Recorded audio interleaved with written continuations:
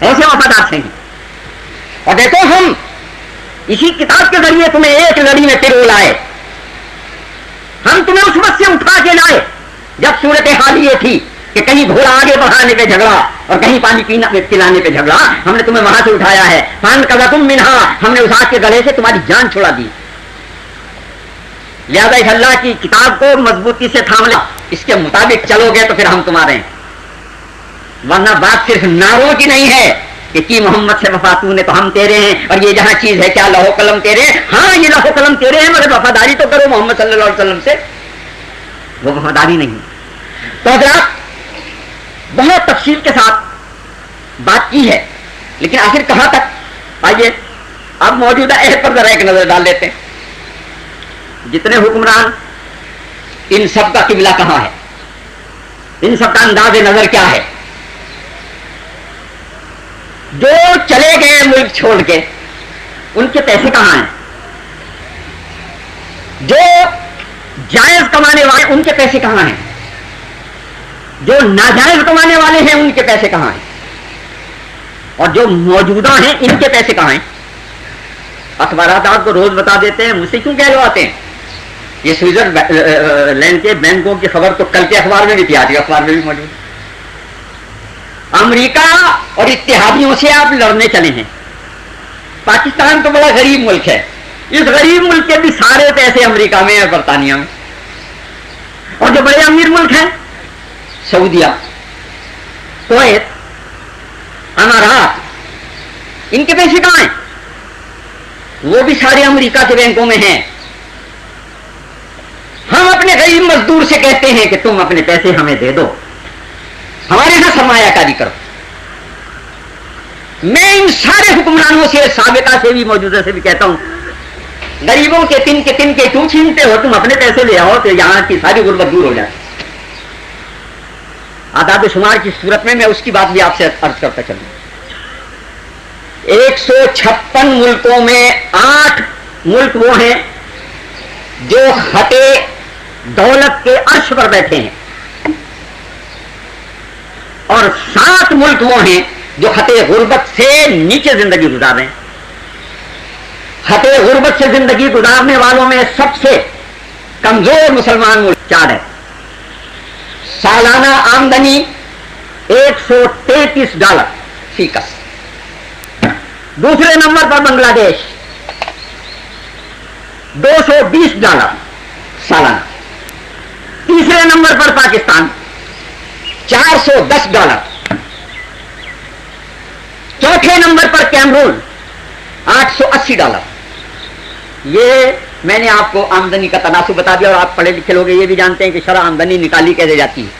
مراد یہ نہیں ہے کہ ہر ایک کے پاس سال میں $133 آ ہی جاتے ہیں. آپ مجموعی آمدنی کو افراد پر تقسیم کر کے حاصل تقسیم کو کہتے ہیں کہ یہ شرح آمدنی. اب آئیے ان ملکوں کی بات کریں جو وہاں بیٹھے آسمان دولت پر. $22,220 شرح آمدنی امارات کی. $19,840 کویت کی. $60,800 سعودیہ کی. یہ وہ ملک ہیں جن کی ہزاروں میں ہے. اگر یہ صرف اپنے پیسے غریب ملکوں میں رکھ دیں تو ان کی غربت دور ہو جاتی. امریکہ سے, سوئٹزرلینڈ سے, بینک آف انگلینڈ سے اپنے پیسے نکال کے ان بینکوں میں رکھ دیں, ان کی غربت دور ہو جاتی. لیکن نہیں ان کے پاس منصوبہ, نہ ان کے پاس منصوبہ. اب آئیے اس بات کو دیکھیں کہ جناب آخر حل کیا ہو. ظاہر ہے کہ یہ بہت ساری باتیں میں نے کر لی ہیں, تھک گئے ہوں گے. اگرچہ الحمدللہ میں تھکا نہیں ہوں, اور تھکا اس لیے نہیں ہوں کہ میں تو دل کے زخم رید رہا ہوں, اور جو کچھ میرے دل میں ابال اٹھا ہوا ہے وہ آپ کے سامنے رکھ رہا ہوں. اور چاہتا یہ ہوں کہ کل جب اللہ کے سامنے حاضر ہوں تو میں یہ کہہ سکوں کہ میں نے جو کہا تھا, جو کچھ تیرے بزرگ بندوں سے سنا تھا, جو کچھ دیکھا تھا, وہ سارا کا سارا درد اپنے بھائیوں کے سامنے رکھ دیا تھا, اور اس بات کے ساتھ رکھا تھا کہ اس کی فکر نہ کیجیے کہ آپ کتنے ہیں, اس کی بھی فکر نہ کیجیے کہ آپ کے ذرائع کتنے ہیں. درست فہم آدمی ایک بھی بہت ہو تو وہ ایک قوم کے برابر ہے، اور وہ ٹھیک کام کر رہا ہو تو میں اسے یہ تحفظ محمد رسول اللہ صلی اللہ علیہ وسلم کی زبان مبارک سے سنا کے پھر آتا ہوں اس بات کی طرف کہ ہمارے پاس اس کا حل کیا ہے۔ ایک شاعر ہیں حضرت زید بن عمر، نبی صلی اللہ علیہ وسلم کے اعلان نبوت سے 1.5 سال پہلے ان کا انتقال ہو گیا، مگر ان کا حال کیا تھا؟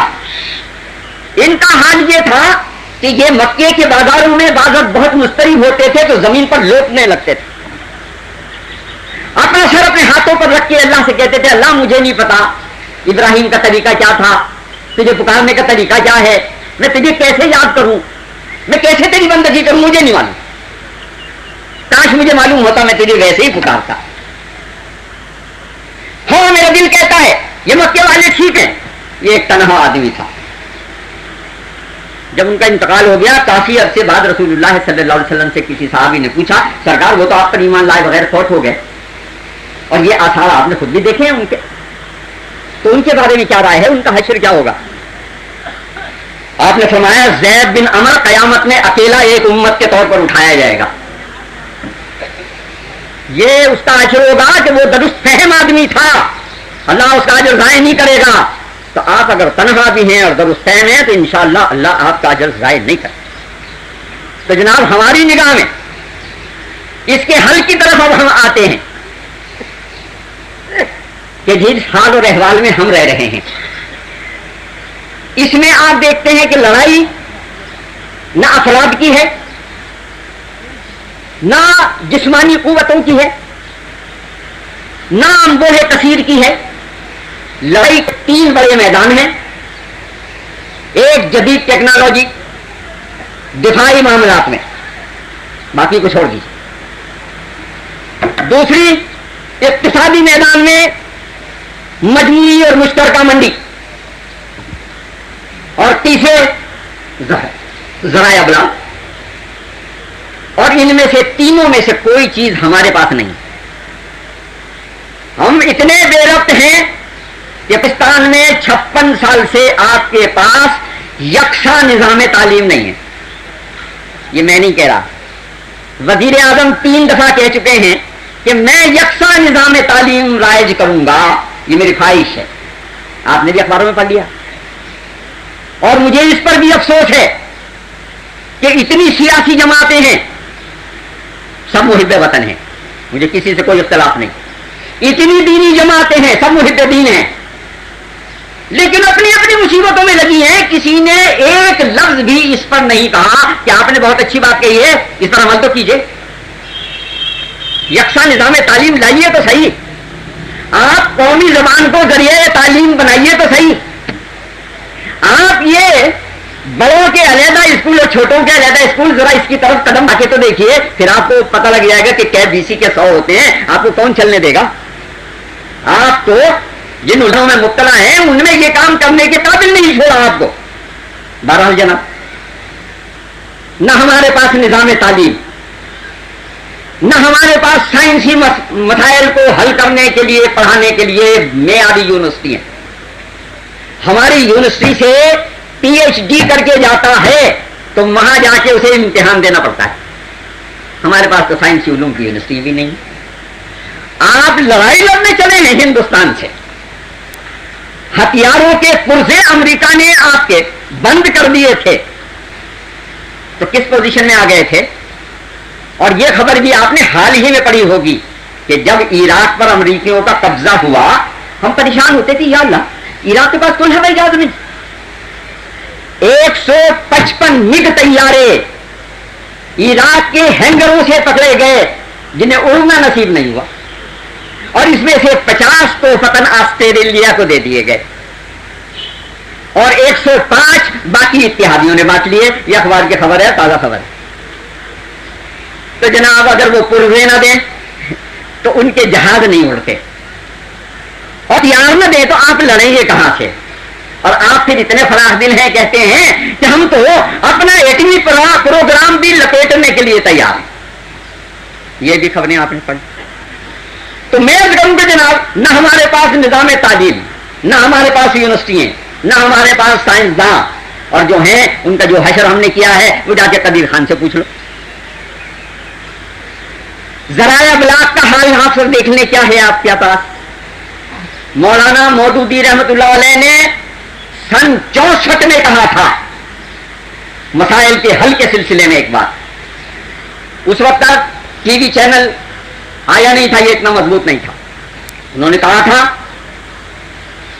کہ ترقی کے لیے لازمی ہے ملت اسلامیہ ایک مضبوط اپنی نیوز ایجنسی بنائے. میں آدمی کی بات کو آگے بڑھا رہا ہوں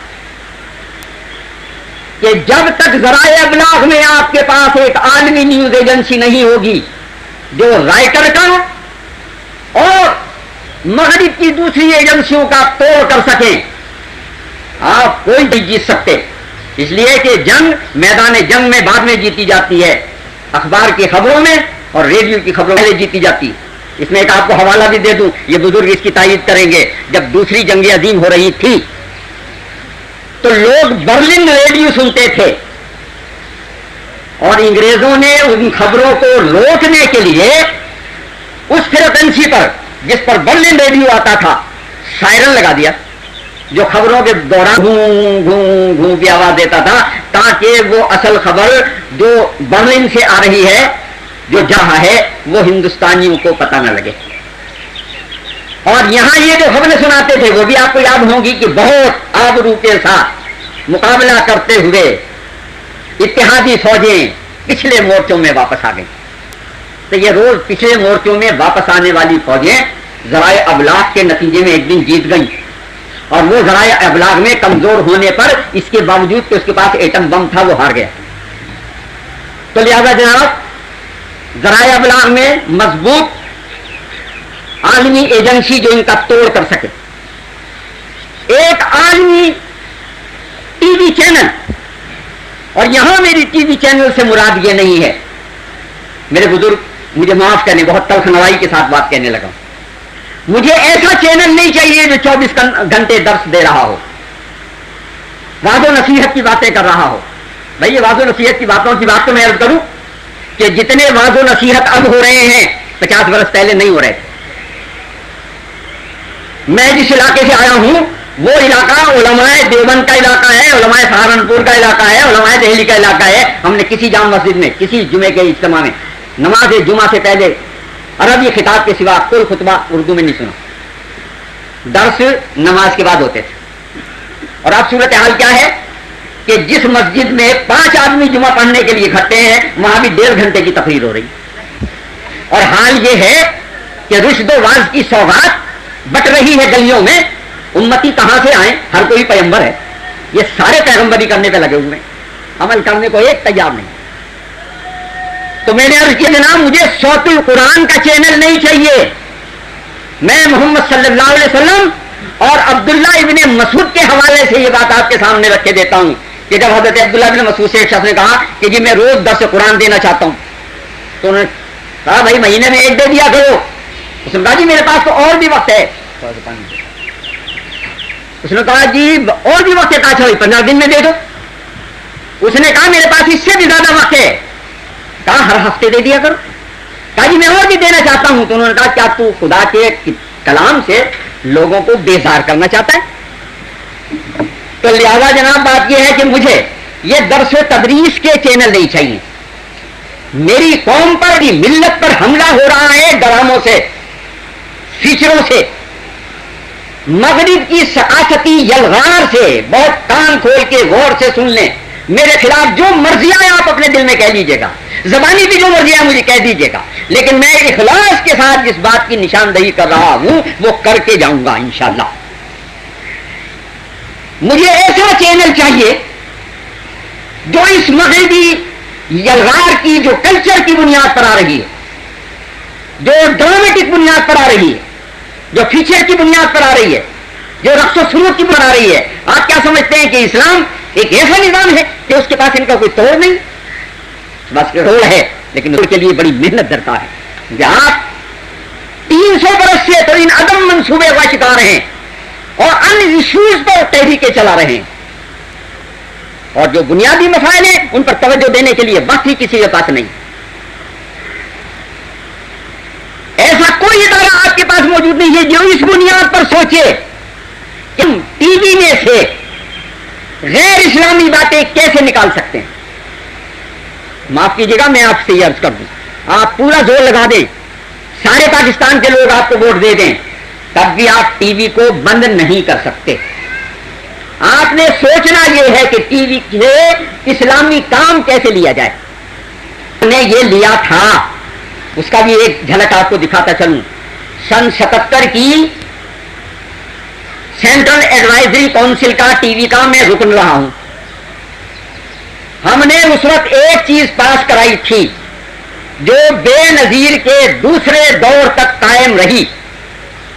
تو آپ کے ڈراموں میں فحاشی نہیں آنے پائی, بے حیائی نہیں آنے پائی, اور بہت چھوٹی سی بات تھی, اس وقت ان کی سمجھ میں نہیں آئی تھی, پاس کر دی تھی جو تجویز ہم نے دی.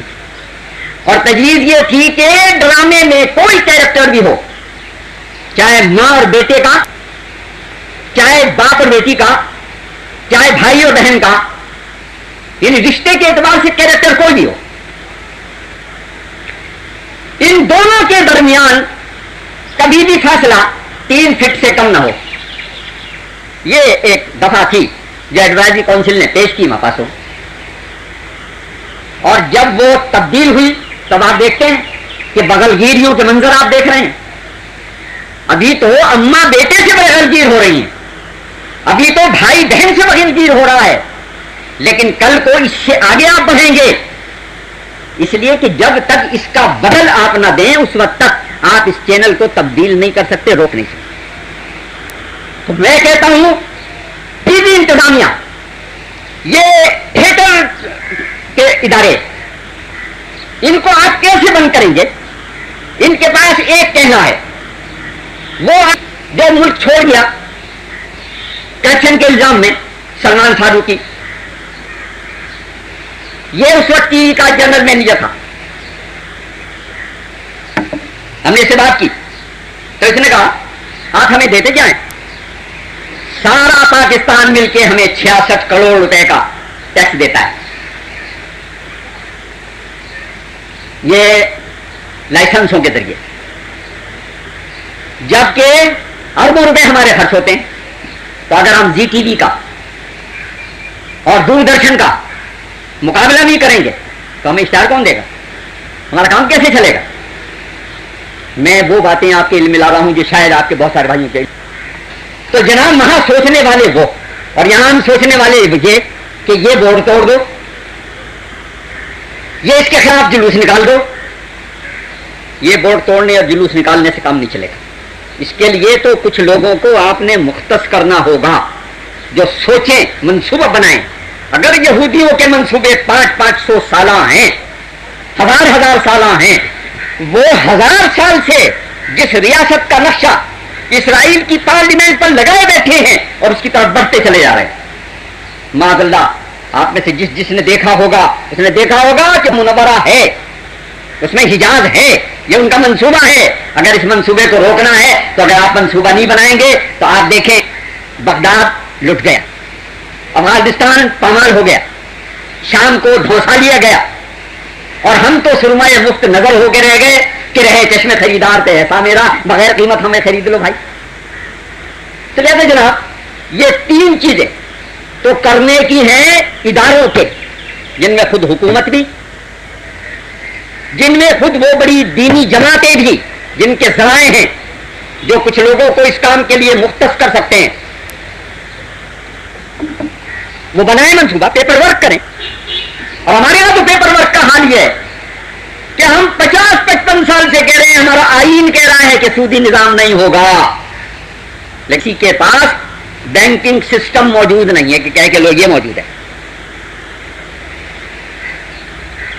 ہم کہتے ہیں کہ بے انصافی ختم ہونی چاہیے, لیکن وہ کیسے ختم ہو؟ عدالتی کوئی نظام آپ کے پاس موجود نہیں, کیونکہ پیپر ورک کسی نے کیا نہیں ہے, اس پر منصوبہ بندی کوئی کر نہیں رہا.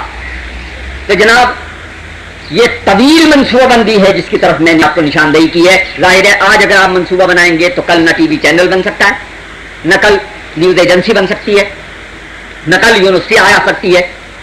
نہ کل آپ دفاعی معاملات میں خود کفیل ہو سکتے ہیں، لیکن ان سارے معاملات کو آگے بڑھانے کے لیے کوئی تو پرچم لے کے اٹھے گا اپنے چاک غریباں کا، کوئی تو آگے بڑھے گا، کوئی تو کہے گا کہ ہم یہ کام کرتے ہیں۔ تو لہذا جناب بنیادی بات یہ ہے کہ عوام کے کرنے کا کام یہ ہے کہ نعرہ لگانے والوں کا ساتھ دینے سے پہلے سوچیں یہ قابل عمل بھی ہے، ہجرت کے لیے افغانستان لے جا رہے ہیں یہ قابل عمل بھی ہے، خلافت کا جھنڈا اٹھا کے ترکوں کی حمایت کے لیے جا رہے ہیں، کہیں کل ہمیں یہ تو نہیں کہنا پڑے گا کہ چاک کر دی ترک ناداں نے خلافت کی قضا۔ یہ عوام کے سوچنے کا کام، قرآن سے وابستگی کے بغیر، سیرت صحابہ کو پیش نظر رکھے بغیر، سیرت رسول پر نگاہ کیے بغیر آپ اگر جذباتی نعروں کے ساتھ دیں گے تو انجام وہی ہوگا جو 300 سالہ تجزیہ آپ کے سامنے رکھ کے میں نے کیا ہے۔ محمد صلی اللہ علیہ وسلم نے مسجد بنائی ہے تو اسی مسجد میں یونیورسٹی بھی بنا دی ہے، قیدیوں سے لکھنے پڑھنے کا کام لے کے رہائی دی ہے، اور صحابہ کی ایک جماعت مختص کر کے یمن بھی بھیجی ہے جدید آلات حرب اس وقت کے بنانے اور چلانے سیکھنے کے لیے۔ یہ نہ ہمیں کوئی بتاتا ہے اور نہ ہم کسی سے سنتے ہیں اور نہ اس کی طرف ہم توجہ دیتے ہیں، ہم تو سمجھتے ہیں بس ہم تو آیت کریمہ کی گولیاں چلائیں گے اور ہندوستان خود بخود ڈھیر ہو جائے گا، اور ہم رات کو صلاۃ حاجت پڑھیں گے اور صبح کو امریکہ بھاگ جائے گا۔ دیوار کو دھکا لگانے سے پہلے اگر آپ دعا کر رہے ہیں تو یہ دیوار نہیں گرے گی۔ محمد صلی اللہ علیہ وسلم 313 بدر کے میدان میں ضرور لائے تھے اور اللہ نے ان پر ہزاروں فرشتے اتار کے فتح بھی دی تھی، اس کی ہم نظیریں بھی دیتے ہیں، لیکن میں ایک بات کہتا ہوں، وہاں ہاتھ اٹھا کے اور سجدے میں سر رکھ کے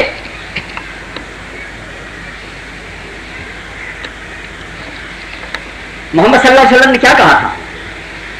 کہا تھا اللہ میرے پاس جو کچھ ہے وہ میں لے آئے، اور یہاں اگر یہ مٹھی بھر تیرا نام لینے والے مارے گئے تو تب تک تیرا نام لینے والا کوئی نہیں ہوگا۔ یہ تو سب سنا دیتے ہیں لیکن یہ نہیں بتاتے کہ اس کے پس منظر میں حضور کی دعا کے بعد کیا ہے۔ کہنے والا کہہ کیا رہا ہے؟ کہنے والا کہہ رہا ہے اللہ 15 سال کی ساری کمائی لے آیا ہوں، کچھ چھوڑ کے نہیں آیا، ہجرت کے پہلے دن سے لے کے اور آج 7 رمضان 2 ہجری تک میرا جو اثاثہ تھا وہ یہ نابالغ بچے، یہ بوڑھے اور معذور، میں مدینے میں کسی کو چھوڑ کے نہیں آیا، میں پیچھے عورتوں اور بچوں کی حفاظت کے لیے کسی کو چھوڑ کے نہیں آیا، سب ہی کچھ لے آیا ہوں، میرا تو سب کچھ یہ ہے۔ کیا آپ بھی یہ کہہ سکتے ہیں کہ اللہ ہمارا تو 55 سال کا جو بھی اثاثہ تھا ہم سارا لے آئے، ہم تو کچھ بھی نہیں لائے، اور اس کے باوجود آنکھ لگائے بیٹھے ہیں اس کی کہ جو محمد صلی اللہ علیہ وسلم نے کیا تھا۔ تو حضرات حالات کا صحیح ادراک کیے بغیر اور تجزیہ کیے بغیر معاملات جو ہیں وہ کامیابی کی منزل تک نہیں پہنچ سکتے۔ دینی قیادتوں کی ذمہ داریاں غیر جذباتی فیصلے، لوگوں کو صحیح گائیڈ کرنا۔ ہم بار بار یہ بات کہہ چکے ہیں، یہ اسی لاہور شہر میں پروفیسر ابراہیم صاحب کی موجودگی میں، حافظ حسین احمد صاحب کی موجودگی میں، یہی ہمدرد ہال کے ہمدرد سینٹر میں نے یہ بات کہی تھی، اور میں پھر کہتا ہوں کہ جناب ہم آپ کے دست و بازو بھی ہیں، بغیر مانگے آپ کا ساتھ دینے والے ہیں، آپ ہمیں بلائیں نہ بلائیں ہم آپ کی حمایت کرنے والے ہیں، ہم آپ کے لیے دعائیں بھی کرنے والے ہیں، جو کچھ ہمارے پاس ہے وہ دعائیں بھی کرنے والے ہیں۔ لیکن خدا را جہاں اللہ نے آپ کو کچھ اختیار دیا ہے وہاں اسے جذباتیت کی نظر نہ کیجیے۔ آپ کے پاس ایک علاقے میں حالات کو نمونہ بنانے کا ایک موقع اللہ نے عطا کیا ہے، اسے نمونہ بنائیے، اور نمونہ تعزیرات سے نہیں بنتا، نمونہ فلاح مملکت سے بنتا ہے۔ آپ بتا دیجئے کہ اسلام آتا ہے تو صرف ہاتھ ہی نہیں کاٹتا، ہاتھ تو پورے عہد نبوی میں صرف 6 آدمیوں کے کٹے تھے، پھر کسی ماں نے کوئی چور پیدا نہیں کیا، لیکن 6 آدمیوں کے ہاتھ کاٹنے سے پہلے پیٹ سب کا بھر گیا تھا، ضرورتیں سب کی پوری ہو گئی تھی، اور یہ اختیار سب کے پاس تھا کہ محمد صلی اللہ علیہ وسلم جیسا رسول مسجد نبوی میں کھڑا ہو کے کہتا ہے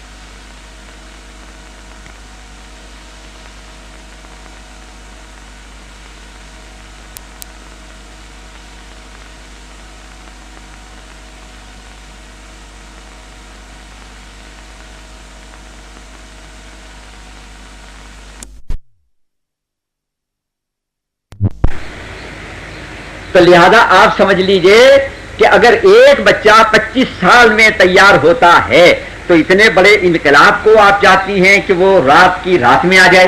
وہ کیسے آ جائے گا؟ صبر کے ساتھ آپ اپنے گھر میں اجتماع اہل خانہ کی صورت میں، اپنے بچوں کی تربیت کی صورت میں ان کے سینوں میں اسلام سے محبت اتار دیجئے جو کردار کی صورت میں نظر آئے۔ آپ نے تو، آپ سے مراد کوئی خاص خاتون نہیں، ساری مسلم خواتین، ہم نے جن ماؤں کے آغوش میں جنم لیا ہے ان ماؤں نے ہمیں جو کہانیاں سنائیں ان کہانیوں نے ہمیں کندن بنا دیا، اور آپ جن کہانیوں میں الجھایا ہوا ہے بچوں کو ان کے ذریعے لوگ کندن نہیں بنتے۔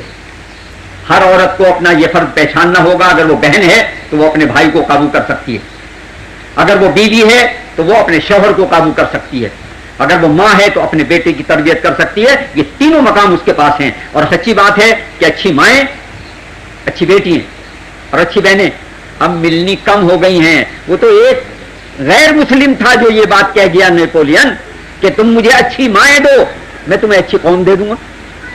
تو لہذا اچھی مائیں اور اچھی بہنیں ہی تو قوم بناتی۔ ایک خالصتاً گھریلو عورت اپنے بچوں کو تو سمجھا سکتی ہے، اس کے علاوہ وہ کیسے کام کر سکتی ہے؟ اگر وہ صرف یہی کام کر دے کہ اپنے بچوں کو سمجھا دے تو یہ ساری قوم خود بخود سمجھ جائے گی۔ ہم نے اپنے بچوں کو ماسٹروں کے حوالے کر دیا ہے، اور ماسٹر کہتا ہے مجھے تنخواہ جتنی دیتے ہو میں اتنا ہی سمجھاؤں گا۔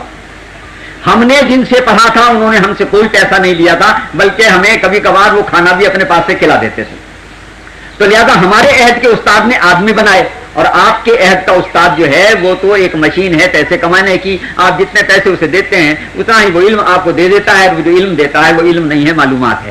تو لہذا میری بہنوں اور میری بیٹیوں اور میری بزرگوں، بات یہ ہے کہ آپ صرف اپنے بچوں کو ٹھیک کر دیجئے۔ میں آپ کو یقین دلاتا ہوں قیامت میں آپ سے سوال قو انفسکم و اہلیکم کا ہوگا۔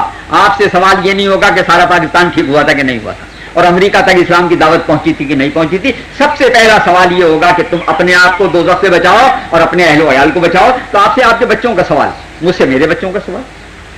اچھا بھائی یہ سوال زیادہ ٹیڑھا سوال ہے، پر میں دیتا ہوں جواب میرے عزیز بھائی فریدہ سے دیں گے۔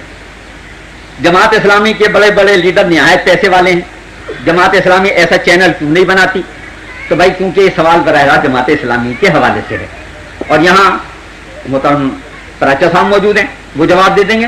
ایک بات میں ضرور کہتے چلیں کہ آپ اپنا کام دوسروں پر نہ ڈالیں۔ یہاں جو لوگ بیٹھے ہیں ان کے پاس بھی کچھ پیسے ہیں، اور میں نے یہ نہیں کہا کہ آپ آج ہی سارے اکٹھے ہو کے وہ چینل قائم کر دیں۔ میں نے تو منصوبہ یہ دیا ہے کہ آپ میں جو لکھنے والے ہیں وہ اسلامی ڈرامہ لکھنے کی بات کریں، جو فیچر کا موضوع جانتے ہیں وہ فیچر نویسی کی بات کریں، جو ناول کے میدان میں کام کرنا چاہتے ہیں وہ دیکھیں کہ مغربی تہذیب کے توڑ کے لیے ہمیں کیسے ناول، کیسے افسانے، کیسے فیچر، کیسے کیریکٹر اور کیسے ڈرامے چاہیے۔ اس کے لیے نہ بہت دولت مندوں کی ضرورت، نہ فوری کسی چینل کی ضرورت، اس کے لیے تو فوراً اس منصوبہ بندی میں حصہ لینے والے کارکن کی ضرورت ہے جو اپنے حصے کا کام کر رہا ہو۔